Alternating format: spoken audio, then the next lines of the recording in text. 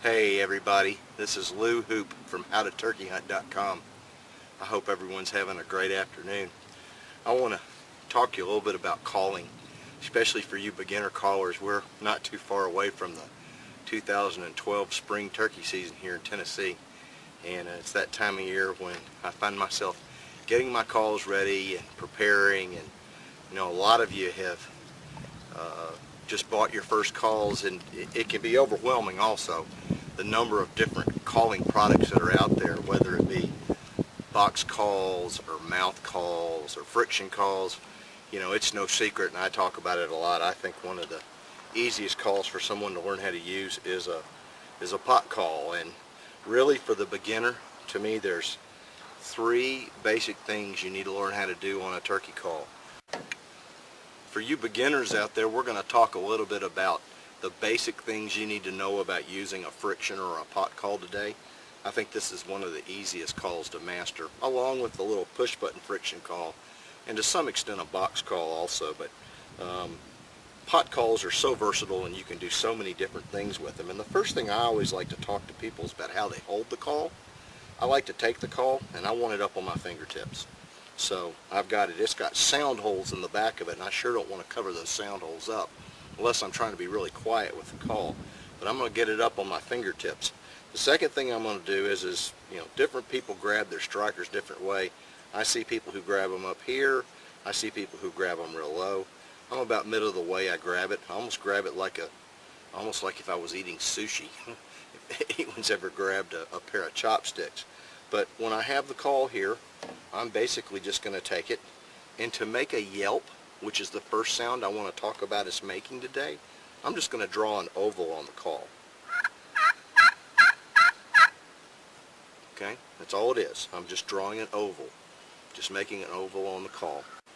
The second call I think one needs to learn how to make is a cackle, or is a cut. When you put a group of cuts together, that's what an excited hen sounds like. So it sounds like this. All I'm doing to make that cut is I'm getting my striker up against the call and I'm popping it.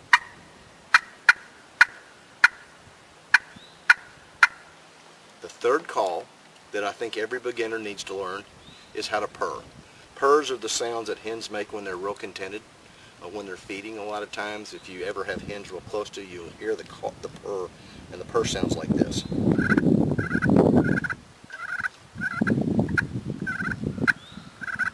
Sometimes you'll hear them end it with a little cut or a little purr. Okay? I really think as a beginner, if you'll focus on those three calls, just those three calls, that's really all you need to do. The best place to hear that call also is from a wild bird. And if you'll go on our website, www.howtoturkeyhunt.com, there's a page that has the sounds of the wild turkey on it. All of these sounds, there's a gobble, there's a cackle, there's a yelp, and you can go and listen to what those birds actually sound like in the ear. The other thing I like about these pot calls is this particular call is two-sided. Double Trouble's got glass on one side, and it's got slate on the other. And so basically you can use this call to sound like two turkeys. And actually I'm going to show you how to make it sound like four different turkeys, four different vocalizations. First of all, glass. Glass is the loud surface. It's probably the loudest, one of the louder surfaces. It's very clear, it's very cut, it makes a lot of noise. So if I want to yelp on a glass side, there's my yelp on that.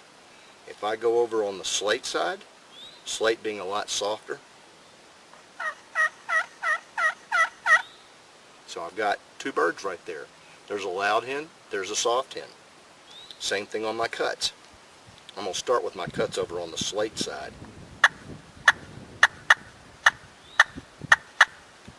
Now let's go to my cuts on this side, the glass side. Same thing on the purrs. If I purr on the glass side, and if I purr on the slate side, I like to use the slate side when I'm really looking to call soft. Early light, hens are up in the trees or tree yelping. That's the perfect time I find to use that slate, or if I'm really working a bird in close. Just want to make some soft sounds. A lot of times when I'm purring and scratching the ground, when I can get away with making movement, that's what I'm going to use. Glass I'm going to use on a breezier day. How you can make this call turn into 4 calls, though, is to carry a couple of different strikers. Now, this is my favorite striker right here. This is one I made. This is Purple Heart. Okay? Purple Heart, I just think overall, to me, I'm just really comfortable with it. But if I pick up a different striker, and let's pick up, okay, you're going to check that one out. This is a hickory striker right here, okay? Let's listen to the difference right here. Here's my hen on the slate side with the Purple Heart. Let's hear it on the with the hickory. Same thing if I go to the glass side. If I start back with Purple Heart,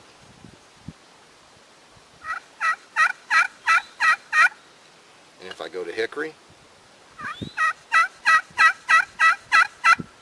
so all of a sudden, you know, I've got 4 different turkeys right here. So depending upon what I want to use, I've got 1 call, 2 strikers. Another thing you can do is you can use a different length striker. This is about the standard length that you'll see for most strikers, but if you were to cut like a 1/4 of an inch off of this striker, this call will get a lot, the sound will be a lot tighter. What's the word I want to use here? I'm not a vocalist, so it'll be a lot more high-pitched. So if I pull a striker, like here is a Coca-Cola striker right here, really dark, pretty wood here. If I take this striker's a little bit shorter, as you can see. It's about a 1/4 of an inch slower versus the hickory. Same thing on the other side, on the slate.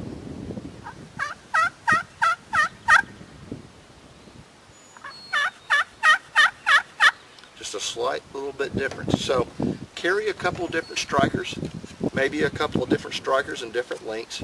Practice your yelps, your cuts, and your purrs. Focus on those 3 sounds, and I think you'll find yourself having more success calling turkeys.